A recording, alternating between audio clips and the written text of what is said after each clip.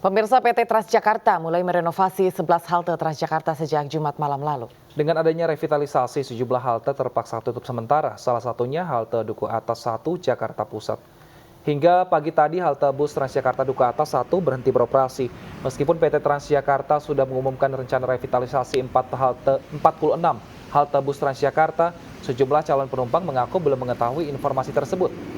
Sejak 15 April lalu, revitalisasi halte busway telah dimulai di 9 halte busway mulai dari Duku Atas hingga Jatinegara 2. Selama konstruksi, PT Transjakarta menyediakan shuttle bus dengan tarif Rp3.500 yang melayani rute koridor 1 dan 2, yaitu Bank Indonesia menuju Bundaran Senayan dan Juanda menuju Pecenongan.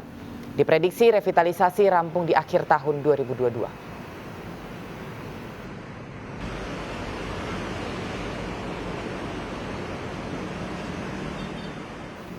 Dan untuk informasi lebih lengkap, pemirsa, kita telah bergabung dengan rekan Vito Erlangga di halte Transjakarta Duku Atas.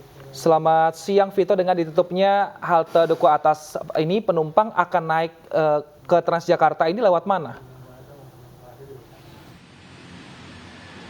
Ya, selamat siang Wilson dan Anggi. Sebelumnya dapat kami jelaskan bahwa betul seperti yang Anda sampaikan tadi, bahwa meskipun pihak PT Transjakarta sendiri sudah melakukan sosialisasi terkait dengan adanya revitalisasi sejumlah halte bus Transjakarta di wilayah DKI Jakarta, namun memang berdasarkan pemantauan kami sejak Senin pagi hingga siang ini masih ada sejumlah calon pengguna Transjakarta yang masih bingung dan masih belum mengetahui terkait dengan adanya revitalisasi. Namun dari pihak PT Transjakarta sendiri sudah menyediakan sejumlah staf untuk menjelaskan langsung kepada para calon pengguna Transjakarta. Dan seperti diketahui bahwa betul revitalisasi sendiri saat ini sudah berjalan, namun pemirsa atau masyarakat pengguna Transjakarta tidak perlu khawatir lantaran dari pihak PT Transjakarta sendiri sudah menyediakan shuttle bus. Jika di halte di tempat di mana saat ini kami melaporkan, yaitu di halte bus Dukuh Atas Jakarta Pusat sendiri, dari pihak PT Transjakarta sudah menyiapkan halte yang nantinya untuk transit shuttle bus yang lokasinya cukup dekat, sekitar 100 meter dari tangga halte busway Dukuh Atas 1. Jadi nanti para pengguna bus Transjakarta yang biasa menggunakan atau biasa bertolak dari Duku Atas bisa sementara waktu untuk menyetop dari bus Transjakarta di halte Bumi Putra yang jaraknya hanya sekitar 100 meter. Kemudian terkait dengan pembayaran, untuk metode pembayaran sendiri menggunakan metode tap on bus, artinya masih sama seperti yang ada di dalam halte bus Transjakarta, namun untuk proses tapping kartu ini dilakukan di dalam busway, sehingga seperti pada biasanya masyarakat bisa melakukan pembayaran dan menuju ke halte yang saat ini masih dalam tahap konstruksi. Untuk tarifnya sendiri Rp3.500 untuk koridor 1, tempat di mana saat ini kami melaporkan.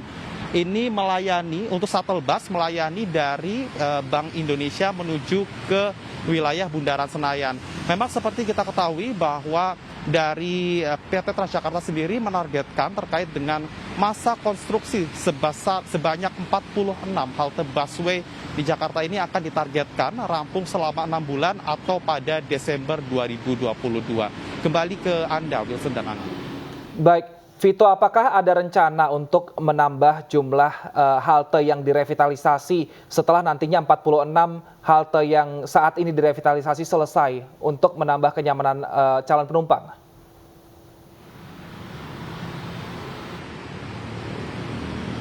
Ya, baik Wilson dan Anggi, sejauh ini kami belum mendapatkan informasi resmi dari pihak PT Transjakarta terkait dengan adanya wacana penambahan revitalisasi dari halte busway. Namun sejauh ini memang revitalisasi busway akan dilakukan di 46 halte busway di sejumlah koridor. Dan untuk tahap awal seperti yang saya sebutkan tadi akan dilakukan di koridor 1 hingga koridor 2. Untuk koridor 1 sendiri seperti di tempat di mana saat ini kami melaporkan, yaitu di halte busway Duku Atas hingga halte busway Jatinegara 2. Dan terkait dengan shuttle bus sendiri, ini juga bisa menjadi alternatif bagi warga yang ingin tetap menggunakan moda transportasi Transjakarta selama masa konstruksi, karena untuk pengoperasiannya ini sudah mulai beroperasi sejak pukul 5 pagi hingga pukul 10 malam.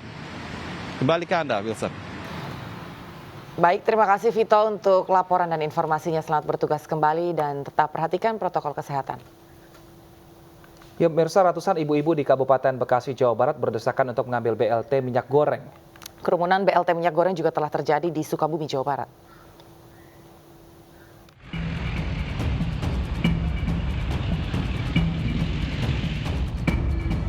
Sejak diumumkan pemerintah, antrian panjang sering mewarnai pengambilan bantuan langsung tunai minyak goreng.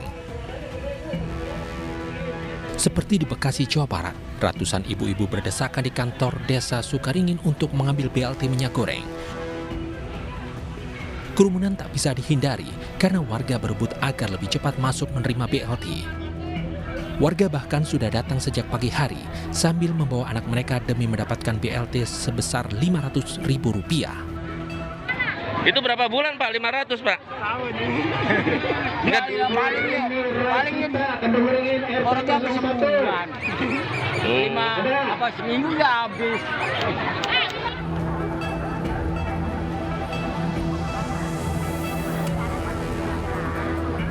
Kerumunan BLT minyak goreng juga terjadi di Sukabumi, Jawa Barat.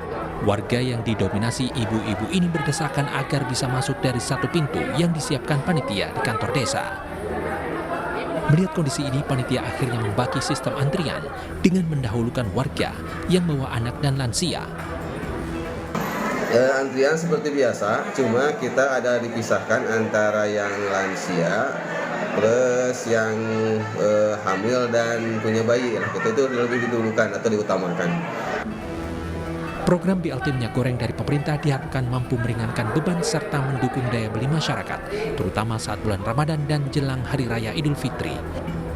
Dari Kabupaten Bekasi dan Sukabumi, Jawa Barat, Didi Junaidi, Budi Setiawan, iNews melaporkan. Jelang menjadi tuan rumah KTT G20, Provinsi Bali terus memperbaiki manajemen pengelolaan sampah, salah satunya dengan mengelola sampah berbasis sumber. Setelah dipilah sesuai kriteria, sampah plastik yang dikumpulkan oleh warga bisa ditukarkan dengan beras.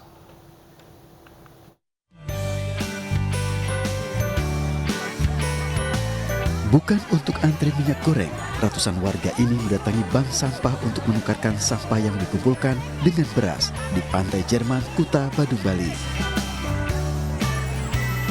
Tetapi tidak semua sampah bisa ditukarkan. Hanya sampah jenis plastik yang bisa didaur ulang sajalah yang bisa ditukar dengan beras. Beras yang diterima warga sesuai dengan berat sampah yang ditukarkan. Peduli lingkungan aja, sama mengolah barang-barang yang bekas tidak terpakai menjadi berguna nanti ke depannya buat orang banyak. Bali menjadi model percontohan gilas sampah atau gerakan inovasi aksi langsung yang digagas Kementerian Dalam Negeri. Karena Bali menjadi sorotan dunia seiring dengan ditunjuknya Bali sebagai tuan rumah KTT G20. Saya ingin gerakan pengelolaan sampah, ya, bersih-bersih kota dan kabupaten itu menjadi program nasional. Karena banyak sekali manfaatnya, banyak sekali. Sejumlah inovasi muncul dalam pengelolaan sampah menjadi produk daur ulang bernilai ekonomis dan dilakukan dengan pendekatan berbeda untuk tetap menjaga kelestarian bumi. Dari Badung, Bali, Bagus Alit, iNews melaporkan.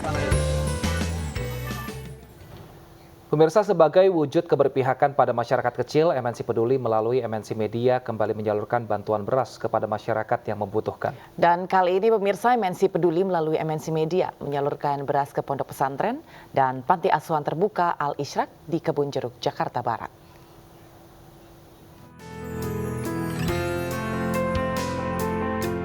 Melambungnya harga kebutuhan pokok di bulan Ramadan membuat sebagian masyarakat kesulitan untuk memenuhi kebutuhan sehari-hari. Meringankan beban sesama, MNC Peduli melalui MNC Media kembali menyalurkan bantuan beras kepada masyarakat yang membutuhkan. Kali ini bantuan beras disalurkan ke pondok pesantren dan panti asuhan terbuka Al-Isyraq di Kebun Jeruk, Jakarta Barat. Dan alhamdulillah dari MNC telah membantu beras. Ya, dalam rangka membantu pondok pesantren kami selaku santri pondok pesantren merasa senang atas bantuan yang telah diberikan. Nah, tentunya harapannya agar bisa meringankan beban mereka, terutama dalam menjalankan kehidupan sehari-hari di tengah pandemi ini. Di bulan suci Ramadan yang penuh berkah ini, MNC Peduli akan terus berbagi kepada sesama untuk mengurangi kesulitan ekonomi yang tengah dihadapi masyarakat. Dari Jakarta, salam rahmat, War Afandi, iNews melaporkan. Dan seperti apa suasana pondok pesantren yang memiliki santri berusia lansia, kami akan hadirkan informasinya sesaat lagi.